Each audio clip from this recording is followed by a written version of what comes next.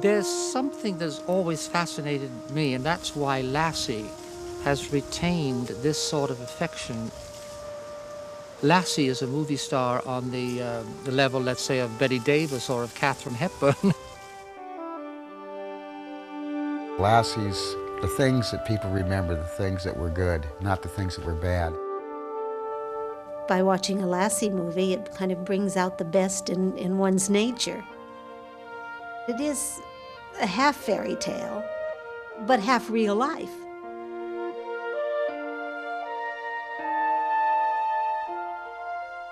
We see a pureness, we see an innocence, we see qualities in Lassie that we hope are in us.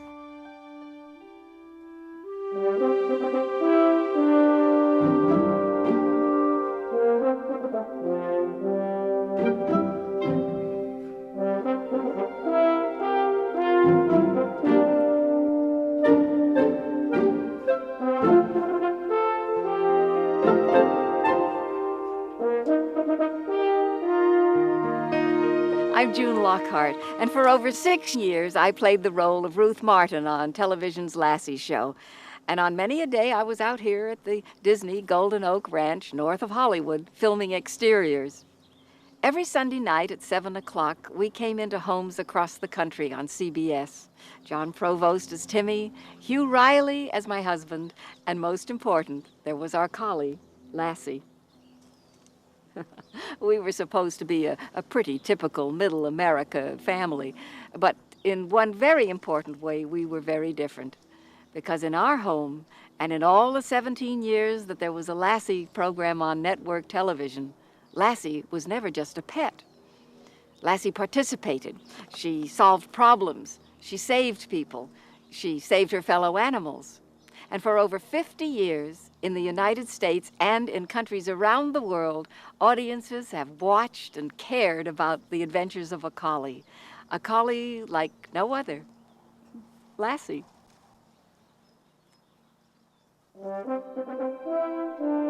It all started in 1938 with a short story by Eric Knight that appeared in the Saturday Evening Post.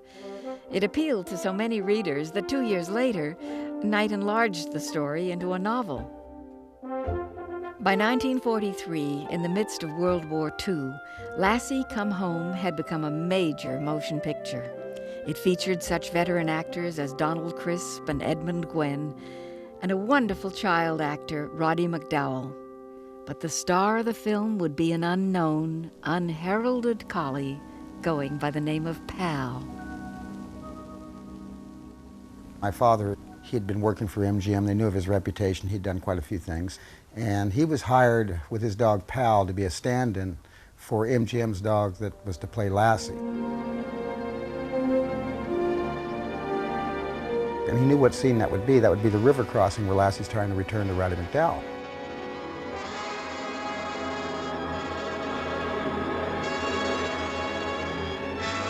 The scripts read like Lassie enters the river and swims across, comes out exhausted. And they saw that scene, and the director, Freddie Wilcox, got up and he says, well, you know, Pal swam in, and he says, Lassie swam out. They decided to shoot the whole movie starring my father's dog, Pal, who became Lassie. I only knew the one dog, Pal, whom I adored. I mean, absolutely loved that dog. Almost destroyed my association with any other animal because the dog was so amazing.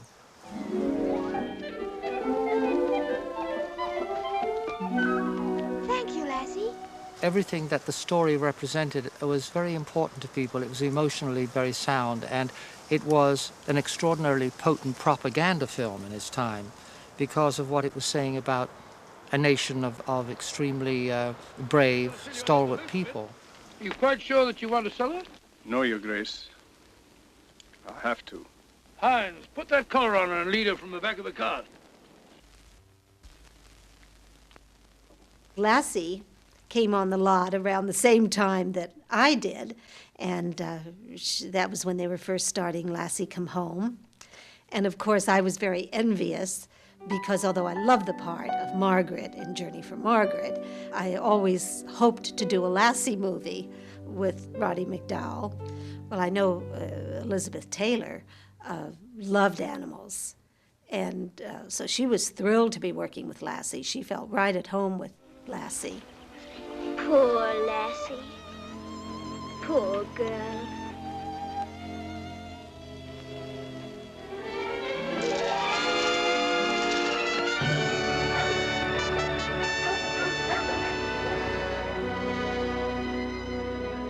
To return to her beloved master, an exhausted Lassie journeyed hundreds of miles from Scotland to England. Those she met on her way would long remember her. There's somewhat else about thee, my lass, and I'd dearly love to be inside thy mind and know what it is. That's the pity of it. You can understand some of man's language, but man isn't bright enough to understand thine.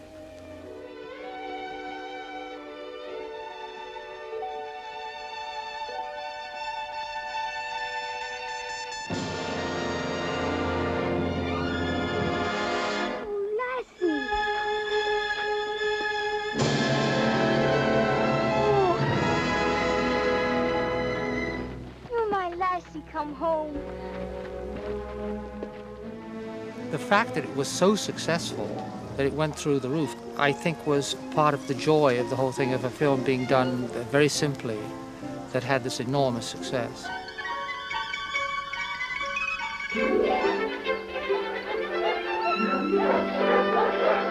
Collie dogs, and very specifically Lassie, now had a secure future at MGM. Son of Lassie carried on the story of Joe and his beloved collie. Pal, the original Lassie, now plays Laddie, son of Lassie. Good morning, Joe. Good morning. Goodbye. Yours truly had the very difficult job of trying to win Joe's affection despite the competition of an adoring Laddie.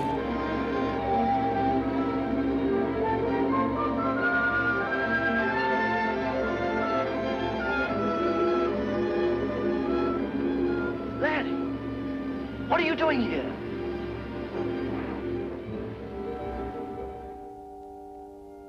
Shot down over Norway and separated from his master, Laddie searches for Joe through a land devastated by war. Once again, the theme is the incredible hardship a dog will endure to return to his master.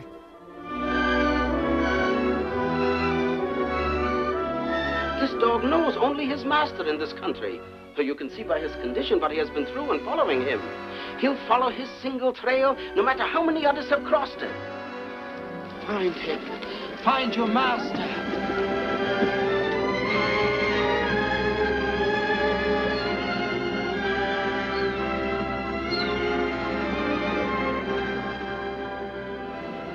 Turn around!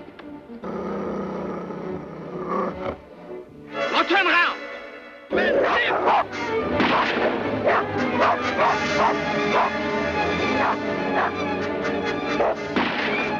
Again and again, this theme would be struck. Laddie could be depended upon to protect a loved one. Come on, lad. Come on, laddie. Come on. Ah, yes, there. There. Ah, yes, there. Hey, lass, our lads have come home. There.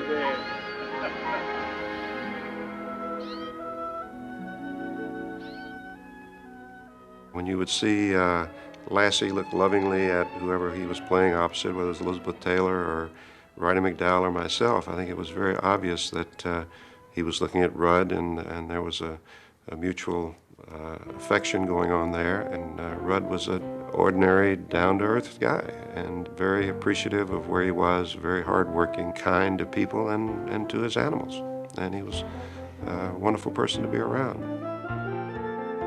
This was his personal, dog that stayed in the house.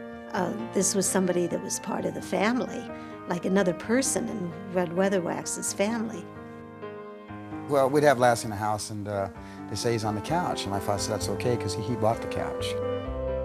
Lassie had a limousine car take her to all the different sets, And sometimes we would be on location, or they would be on location on the back lots, and Lassie would be riding in her limousine with Mr. Weatherwax, and so we'd sort of wave, and sometimes I'd be walking, and Lassie would be riding.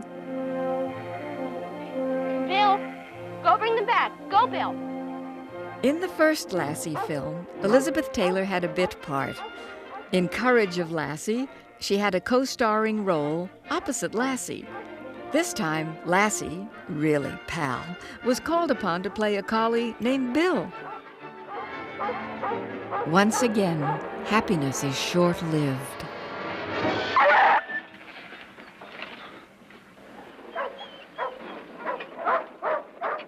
The injured Bill has no identification tag and is soon recruited into the Army. Report. And once again, Lassie portrays in brilliant fashion a dog thrown into war. You've been designated a combat patrol. In a few hours, you will land on Red Beach 5. As you may have heard, men, this is the Aleutians. This is your big chance. All right, fella. A new kind of duty called. All right, report.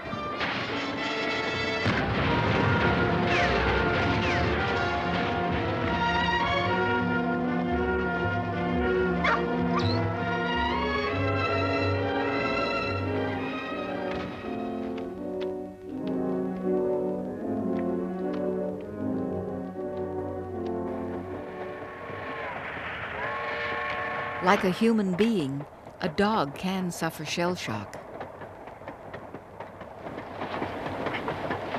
Come on, fella, let's get out of here.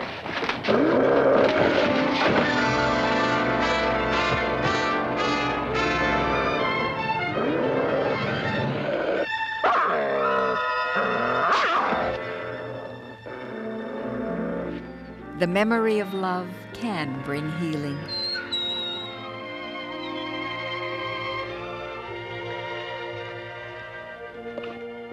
Lassie was like a sister or a brother to me.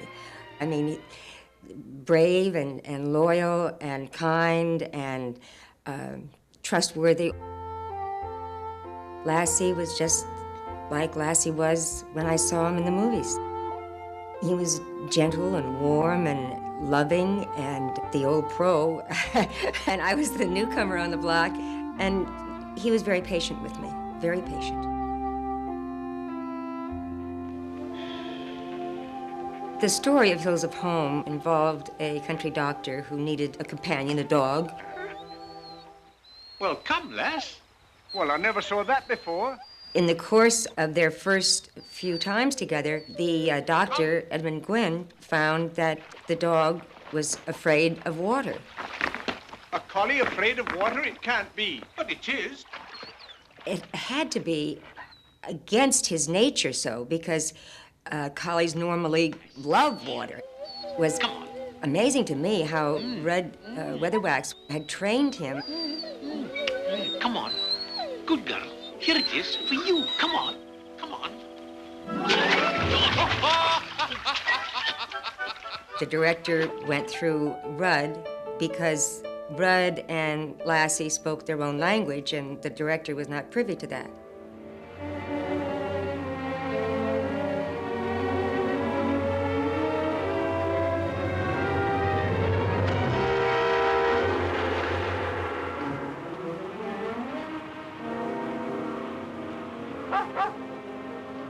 The relationship between a dog and master, its origins lost in time, but surviving every test.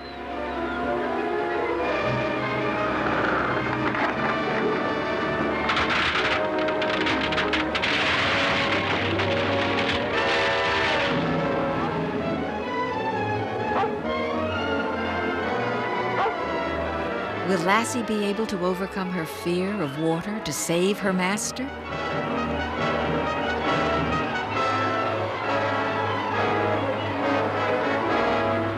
I wouldn't believe it. It's a miracle.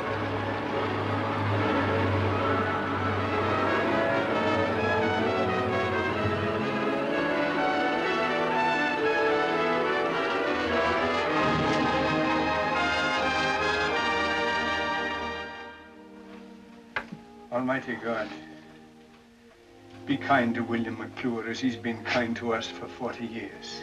And don't throw up his faults to him. Just think of the people he's helped.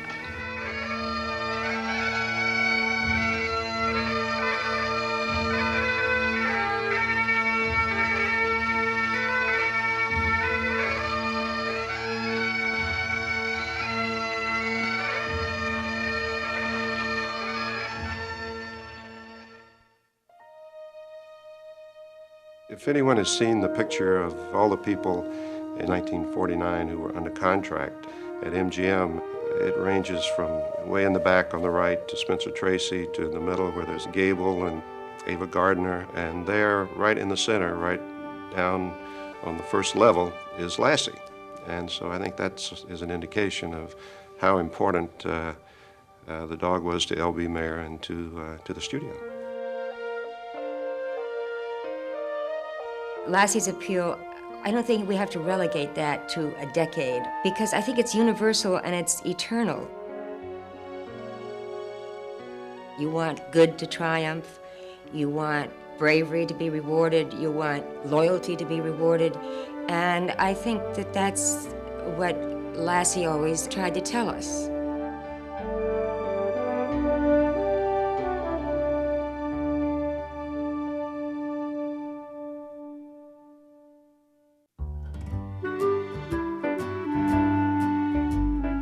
Forbes magazine called me once and told me that MGM had grossed $248 million with Lassie, and had been like the 5th highest grosser at MGM in the 40s.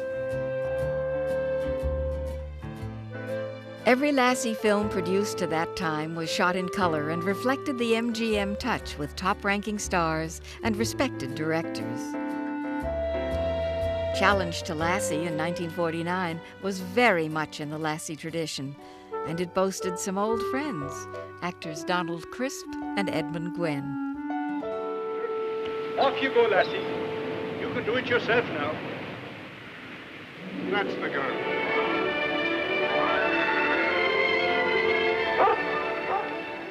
Once again, the theme is a dog's loyalty to her master. Well, could you spare a penny or two? Well, now, lads, I work for my money, and you both look able to do the same. But today's a celebration with me. I'll stand you both a meal.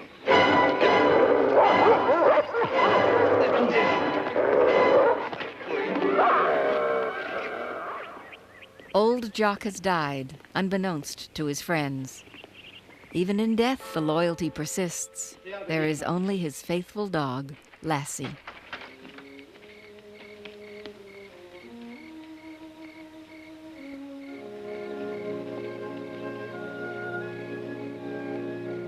With my father's technique of training dogs, he felt that dogs shouldn't do tricks. He'd seen a lot of movies, and the dogs always looked at the trainer, or they did not look natural, they were being cued, or so he tried to develop a technique that he would feel that a dog would look natural. He would do everything when you wanted it. But he would never look at the trainer. He would actually portray that part. He would actually change moods. If it was a sad scene, Lassie should come in slow. He should have his head down. He should feel that mood. It would be off a voice inflection. The payment of the license cannot be accepted from you. I shall therefore impose the usual fine, and the dog will be put to death as by law provided. We appeal. Order, please. Quiet down. When the sunset bugle blows, her place is at Jock's grave. Her loyalty is to old Jock, and nothing save death will keep her from it. A pretty speech, Mr. Trail, and one that I might have believed a few minutes ago. But now the dog's actions make me suspicious. If Lassie is a wild and dangerous beast, then I have committed perjury before this court. And I have a right to clear myself. Very well. The court will view your evidence, if there be any.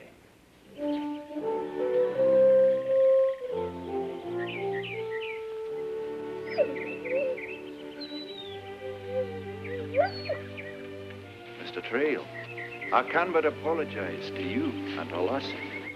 For myself and my colleagues, for myself and all my colleagues, believe me when I say that the stain of Lassie's death will not soon leave our hearts.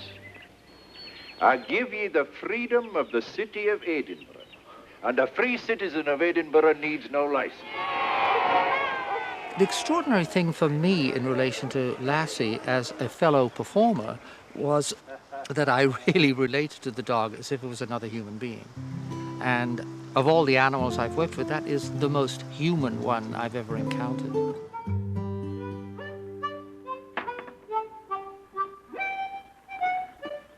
The Sun Comes Up was made about, I think it was about 2 years after the completion of the yearling, so I was used to working with animals. Of course, working with a dog who was trained and smart was a lot different than working with an untrained deer.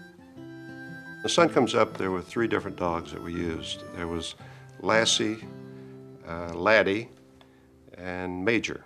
And Lassie was the original Lassie, who, I'm not sure how old Lassie was at that point, maybe 8, 9 years old. I guess the most difficult scene was the fire scene, when Lassie comes in and opens the door and then leads us to safety.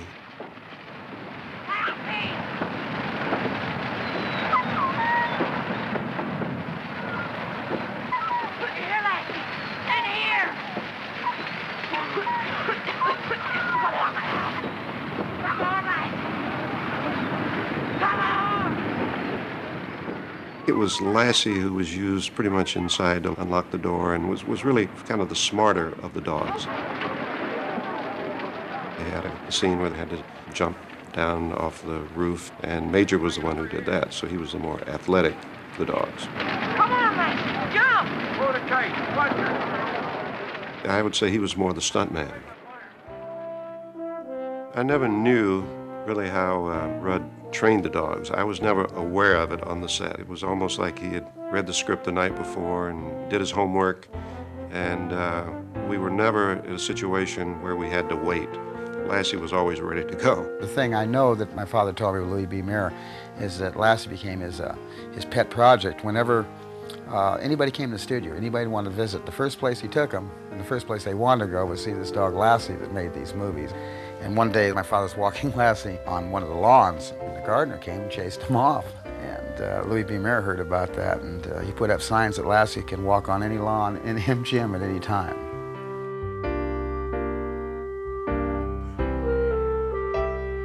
People say, this is a male dog, why do you call it Lassie? Female collie will lose their coat. They both shed during the year. During the summer, they'll lose a lot of their coat. But the female loses it to a greater degree, to where you can actually notice the difference. It's interesting how Rudd got the rights to the name Lassie. He was on a contract to MGM, and they called Rudd in one day and said, we're not going to make any more Lassie pictures. We'll give you $40,000 we owe you. Rudd said, no, look, I don't want $40,000. Give me the rights to the name Lassie. That's all I want. So they gave Rudd the name Lassie, and the rest is history. From 1943 to 1951, Lassie starred in 7 feature films at MGM. But times were changing, and so too were the pictures that reflected them. They wanted realism, and they wanted what we get on the news, they wanted the pictures to be. Lassie! And what I think happened, and happened with not just Lassie, that wonderful family shows that used to be on the films went to television. To young Jeff Miller, I leave the best thing I've got. My dog, Lassie. To me? She's all yours, son. In September of 1954, Lassie appeared for the first time as a television program on the CBS network, and the Campbell Soup Company would remain its sole sponsor for many years. My friend Jan Clayton, who played the lead in the original Broadway production of Rodgers and Hammerstein's Carousel, was to be the Lassie show's first television mother. There was no father on the show. My father had supposedly been killed in the war, but there was a grandfather played by George Cleveland. Come on, Lassie, we're home!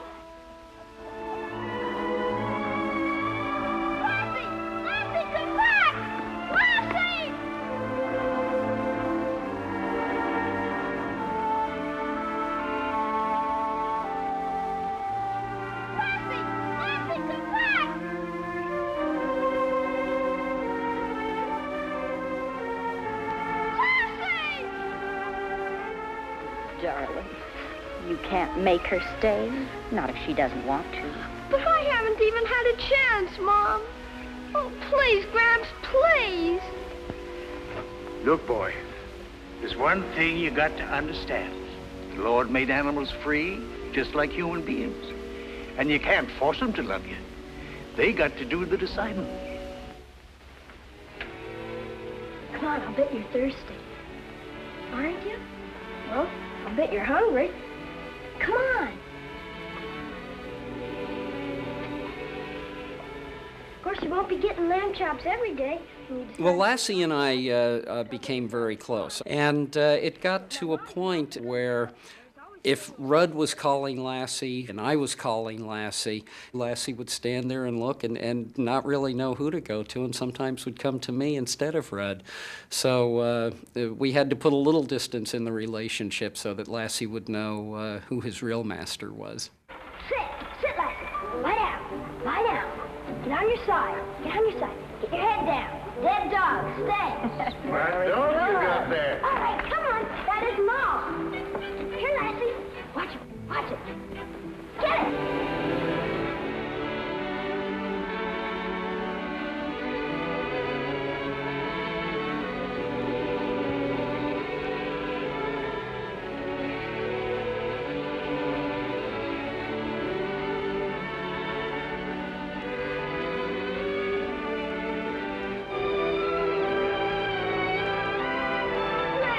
She's my dog now, isn't she, Gramps? Yes, boy, she's all yours now. She's done her deciding.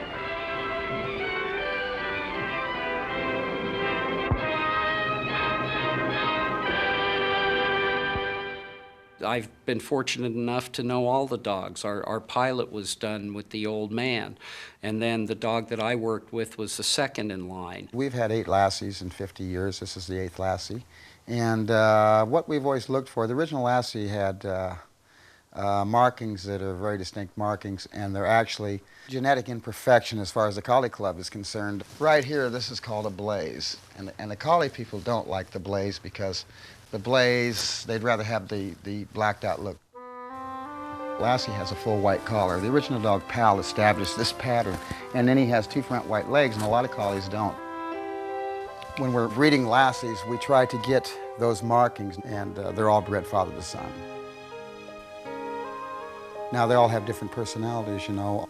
They've all looked very much the same in their markings, and they've all been trained, and they've all performed similar, but they all have different personalities. I think perhaps up until this latest one, Howard, whom I adore, I really liked mine the best. I thought, and Howard reminds me a lot of mine.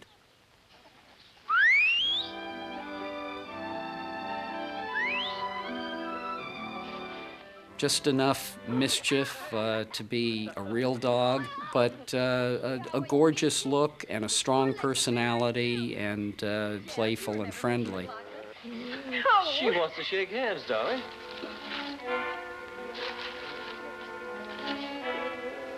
You want this? Want this good meat? Huh, Lassie girl? Eat it. Enjoy yourself. Why'd she do it? Why'd she try to hurt Lassie? Probably to keep Lassie from winning the race. That was just another way to make you unhappy. I hate her. I know, darling, but hating isn't going to help. Jeff, will you listen to me? Maybe this is our chance to do something for Melanie. She's run away. Mrs. Beasley saw her down on the lake road, and she's a terribly unhappy, a terribly frightened little girl. I'd like you and Gramps to go down to the lake and bring her back. Melanie! Melanie! Melanie! Melanie, dog! Melanie, come back! Help out there! You mustn't think about it anymore. It's all over, darling. We know that you didn't mean to poison Lassie. Well, you didn't even know the meat was spoiled. But I did try to make her lose the race. It was a bad thing. No, I don't know about that. Maybe it was a good thing. Maybe it taught you something. May I come in? Of course. I Wildflowers. Oh, Jeff, they're beautiful. They smell pretty. Thank you. Oh, there's a friend of yours who wants to say hello. Come on in.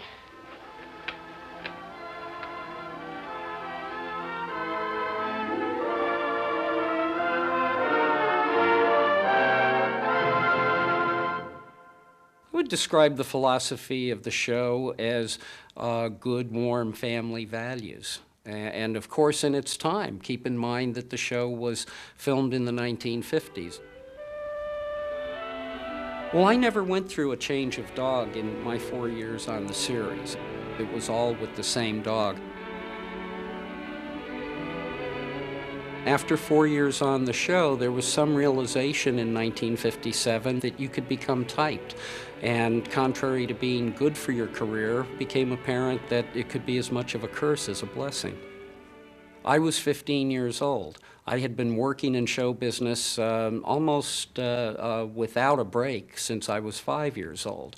And I wanted to go to regular school. I was beginning to discover cars and girls. Why, it's a child. I had the looks and everything they wanted.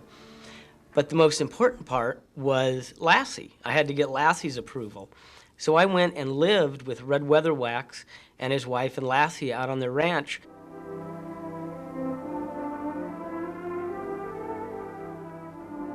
And obviously Lassie and I got along great.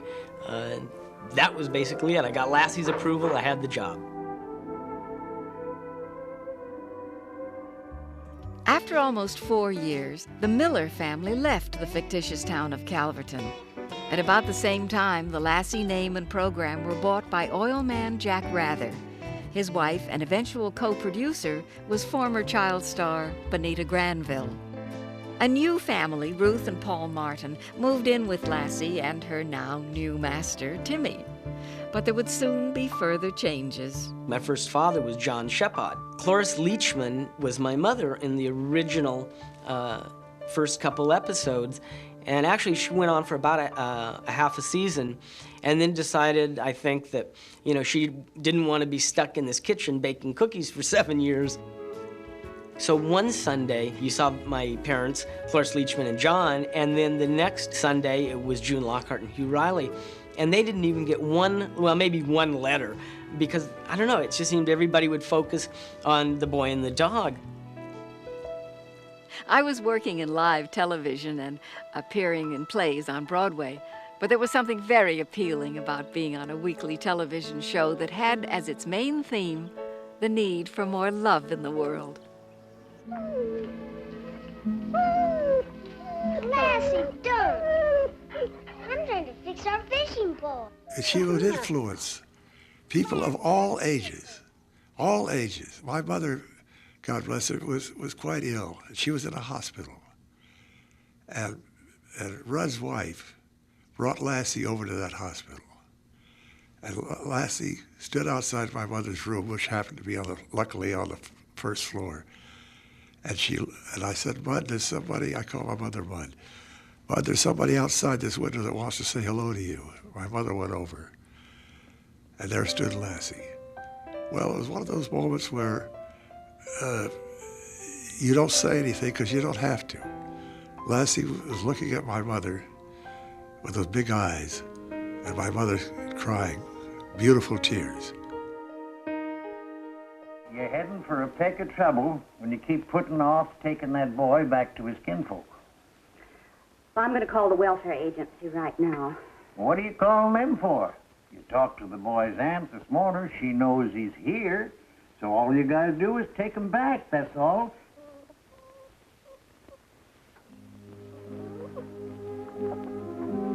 Where's Timmy? Said he was tired. Told him to take a nap. It'll do him good. Poor kid didn't get much sleep last night.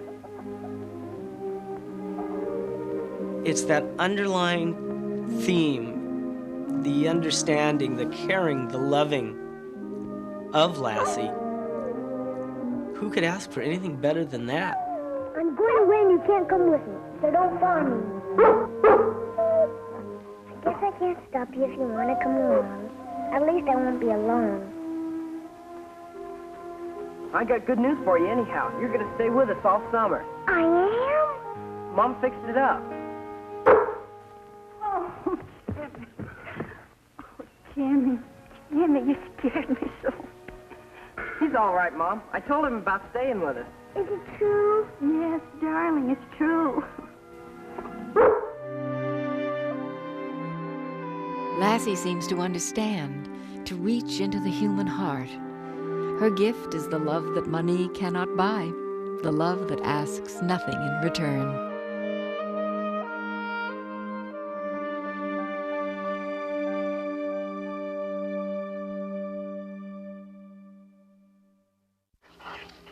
Lassie, that tickles. I'm glad you're my dog, and you always will be, won't you, girl? From the beginning, Lassie had been a television hit. Its very first year, it won an Emmy for Best Children's Program. An average show was watched by over 33 million viewers. Now the question was, with a new family in place, would the magic of Lassie continue? The answer would be a resounding yes. Lassie likes everybody, don't you, girl? But why would anybody be afraid of Lassie? Well, now, we mustn't judge people. I'm sure the Brydells have a very good reason for not liking dogs. Well, we must just try to show them that dogs like Lassie make very fine friends. Don't you worry about it. I think the You get to sleep. importance of Lassie was that you always learned something about an episode. There was always a moral feeling to it. The first thing we've got to do is make Henry like you. Now, the thing you have to do is make believe you like Henry an awful lot.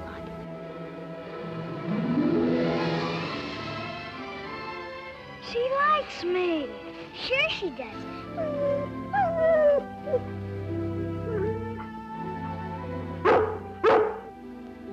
Timmy, she's wonderful. I sure wish Lassie was mine. You're doing a real good job, Lassie. He's beginning to like you already. If Timmy got stuck and Lassie saved him, it always ended with, you know, this is why that happened, and so next time you won't get in trouble.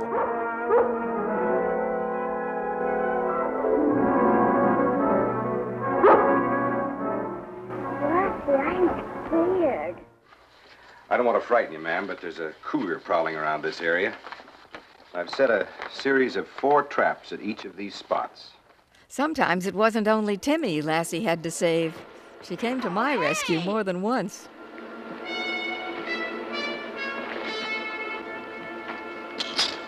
Oh.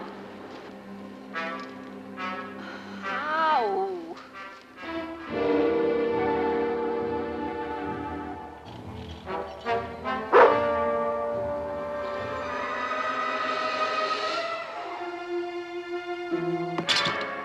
Good dog. Lassie, do you remember the C-clamp that the trapper brought?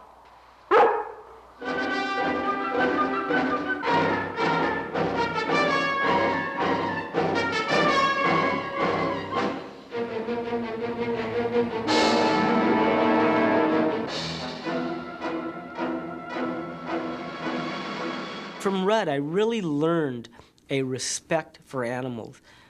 They have just as many rights as we do. Some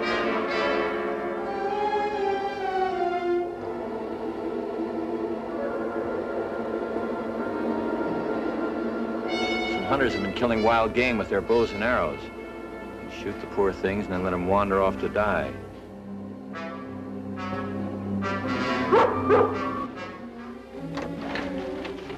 Poor little baby bear. We'll get those men, Timmy. They're not only cruel, they're a disgrace to an ancient sport. $1 for every hit? You got a bet. I get 6 today, you only get 5. Wait.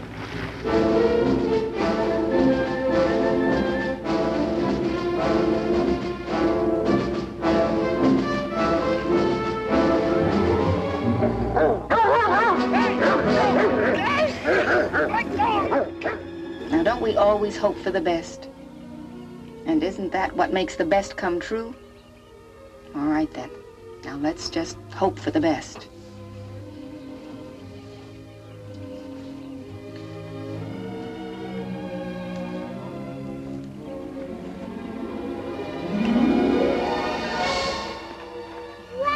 Lassie, you're alive.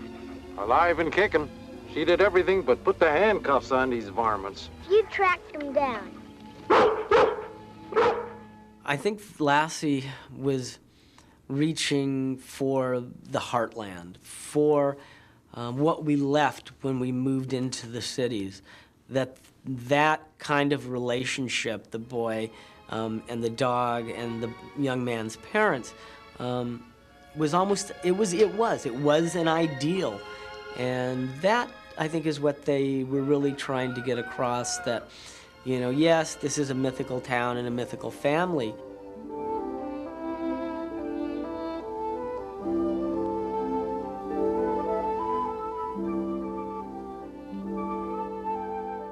Despite the fact that we thought of Lassie as a symbol and there was just one Lassie, we did have to replace the dog on several occasions.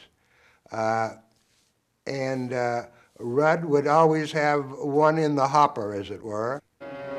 There were fight scenes with Lassie, but Lassie didn't do the fight scenes. The dogs that did the fight scene was a different Lassie. And just as a stuntman would do a stunt for a movie star, Lassie had a stunt dog, and Lassie was not allowed to do, and Lassie did not have the nature to do fights. He doesn't do anything that's unbelievable, or he doesn't do anything that we believe that would make his character corny or laughable. Bring in the kitten, please. We believe that the more of a continuous scene you could get with the dog with less cuts, it was also more believable to the audience. Okay, Rudd, I think we're ready. We want to get your men in position. Okay. Such as one scene we did, there's a little cat stranded out in the middle of this lake, and he's in this boat, and Lassie sees him. Up on the bank, and when I call, I'm going to be in the boat. When I call, you let go. And Robert, you stand over there, and when Lassie gets hold of the rope, you call in there. All right, Rudd, call Lassie. Lassie, come on, jump. Come on, jump.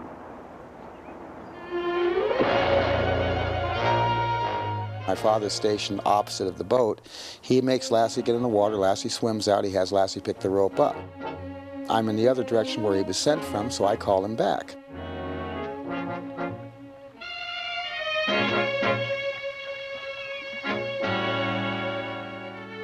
He brings the boat, goes to shore. I tell him to drop the rope. My father tells him, get in the boat, pick up the cat.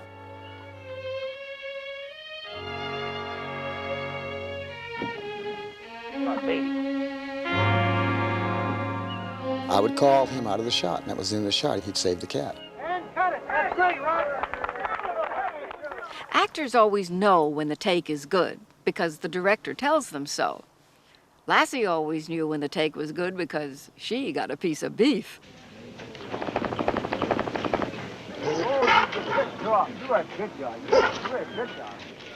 Your dogs are as good as you treat them, and so we never had much problem with that during the movies, that they wanted to ever mistreat a dog or anything. I remember when we used to do personal appearances with Lassie between shows, my father would have a writer put on his contract that said that we'd take Lassie to hospitals. I remember one time we went to a hospital with a little boy, and he was dying, and they said that he didn't probably have long to live. The sensitivity of the collie, I'll never forget. We took Lassie in, and normally we'd say, Lassie, put your feet up. And he'd just put his feet up, you know. But he knew something about this boy, and when he put his feet up, it was very delicately. And it's hard to talk about. And the boy did pass away, but he saw Lassie before he did, and he knew it was Lassie. I remember we were shooting in Williamsburg, Virginia at one time, and Lassie was not in the particular action and was lying in the station wagon all alone, and there was one young boy standing by looking at Lassie, and I happened to be wandering around, and this young boy, I heard him say, gee, I wish I was Lassie.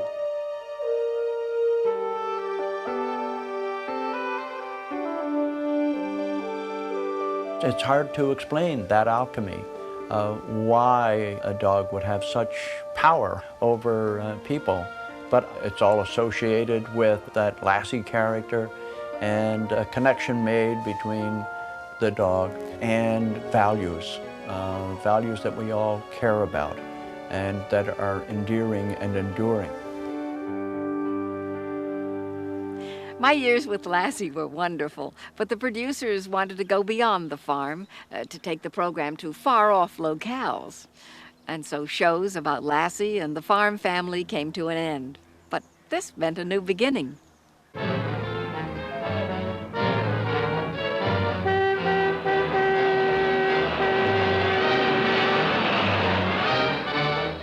We had written so many stories about this little boy and the dog that we were running into ourselves. And so we decided that we were going to try to make the show with a forest ranger.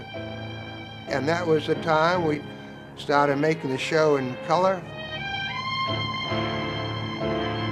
This time, Lassie's master was Forest Ranger Corey Stewart, a part played in all kinds of environments by actor Robert Bray.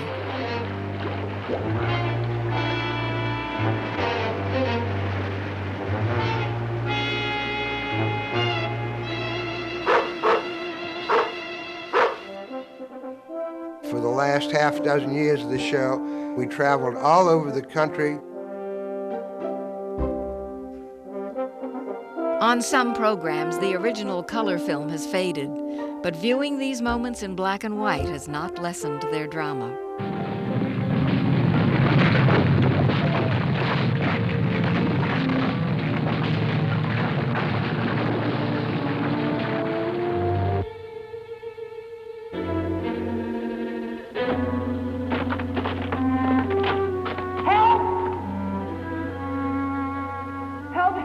If there's anyone up there, help me! The rope, push it over!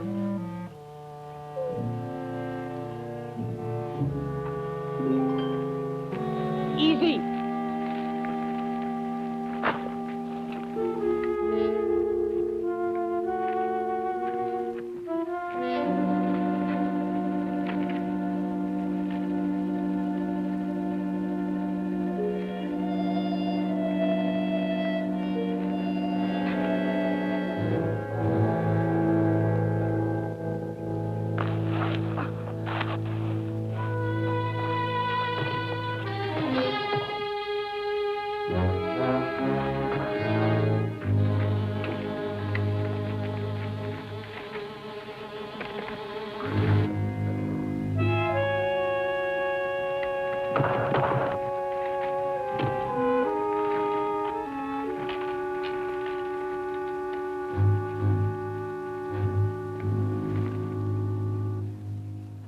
Our concept didn't change because of the changing scenery, because Lassie was still Lassie, and she transcended anything you tried to do. Come with me. I need you. Lassie. Lassie, please.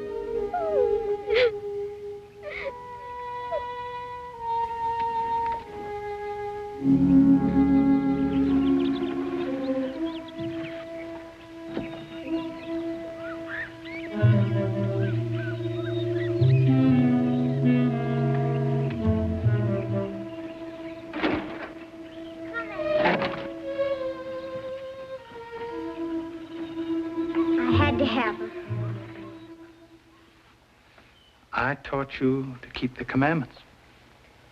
Thou shalt not steal. Don't take the dog away from her. Maddie ain't never asked for much. You gotta do this for me.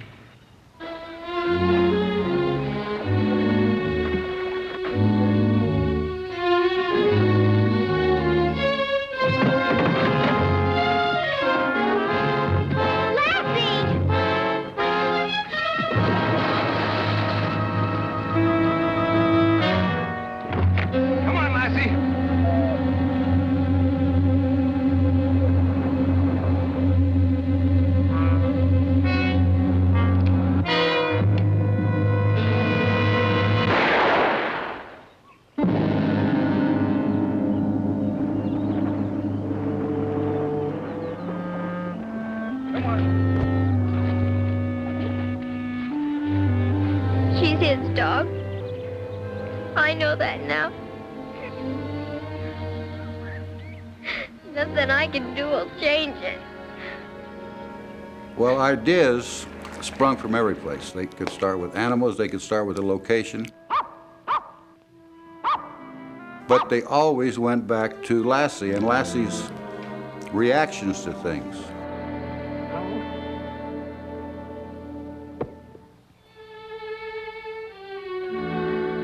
All we had to say, close on Lassie, it seems as if she cries, understands, can feel the emotion of what we're trying to say. And all they had to do was put the camera on Lassie and take a close-up of the beautiful face and those eyes, and our point was taken. For each of its years on CBS, the Lassie program had been #1 in its time period. It became the longest-running family show on network television. In a film history sense, Lassie is an MGM dog. I'm not even sure Lassie bit. Rin Tin Tin, which was a Warner's dog, I think, bit. Lassie was more intuitive and regal and had something that was very knowing and emotional and maybe a little, sometimes at its worst, I think a little overwrought, but nevertheless moving. I'm not so sure people accept Lassie's apparent perception on the show as being reality any more than they accept a mouse can talk when they're entertained by Mickey Mouse. Well, in return for suspending that belief in reality, you go into a wonderful fantasy land by choice that feels good to be into. That's exactly why it's so wonderful to be able to see that. It doesn't hurt anyone to be able to look back and see that there was a time when things were a little more peaceful, a little more quiet, a little more decent, and a little safer for all of us. All right, come on, skin him now, boy. Go on, go get him. Where's Mel? Lassie's a free spirit. He never had a leash. He always ran loose. Come on. Hey, hey. Come on, get it. Pick it up. Pick it up. Pick it up. Pull it. Pull it. Pull. Pull. That's a boy. Pick it up. Go on, pick it up. Pick it up. That's my boy. Here, get this for me. Take it out. Pick it up. That's it. Maybe there isn't a dog like Lassie, but there could be a dog like Lassie. He's not super, he's not anything special as far as strength or special feats, but he has intelligence, he's sensitive, and he seems to understand the problems and the things around him. Hey, Lassie, speak, speak, speak, speak. He knows like 85 to 90 commands. Turn your right, turn. Stay. Turn to your left. Stay. All right, Lassie, come on, crawl. Crawl, crawl, crawl, crawl, crawl, crawl. Come on, crawl. Stay, get over. Get over. Attaboy, dig it up, dig it up, dig. Dig it up, dig it up, attaboy, dig it up. Dig it up, dig it up, dig it up. Attaboy, dig it up. All right, stay. On your right. All right, come on up. Stay. Put your head down. Stay. Put it down. On your feet. Attaboy, take a bow. That's it. All right. Come on. Come on. Come on. Now, my father, he said, you know, every boy needs a dog. He says, but every dog needs a boy. Give me those! If you don't drop those...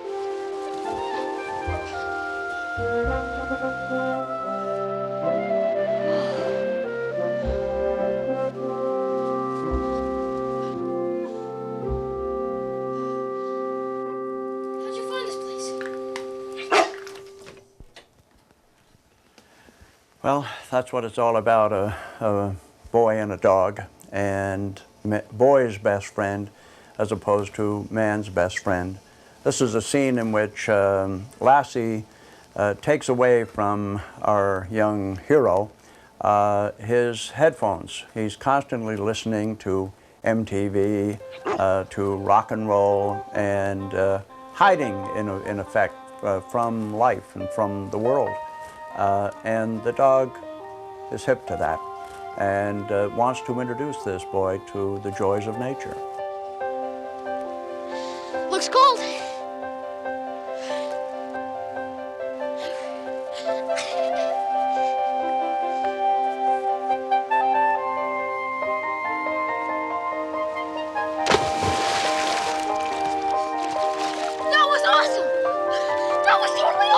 not kidding!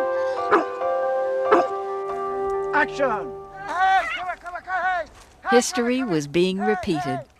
50 years after the release of the first Lassie feature film, a new one was being made. Cut! In addition to years on network television, cable, and syndication, Lassie programs continue to be shown around the world. Lassie's message is still being seen and heard.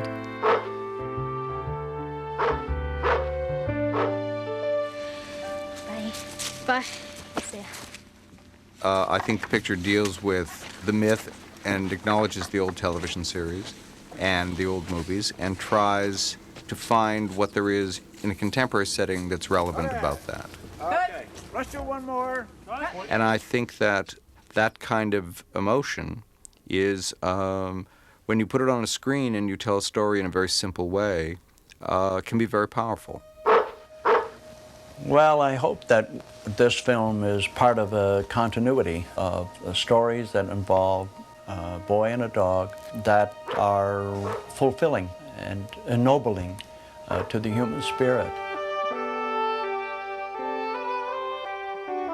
A boy and a dog. It goes down through the history of motion pictures. It's phenomenal, but it's always there. It's like Mom's apple pie. It's the companionship. It's the respect for one another, the helping one another, that you can't really get from, say, a boy and his cat. The story of Lassie is a classic tale that can be told again and again. These images appeal to all of us, suggesting a time we all want to share.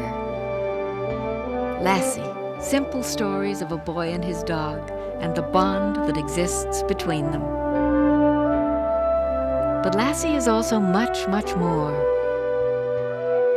As long as there is that yearning in our hearts for undemanding loyalty and courage, for a love that asks little in return, Lassie will live forever.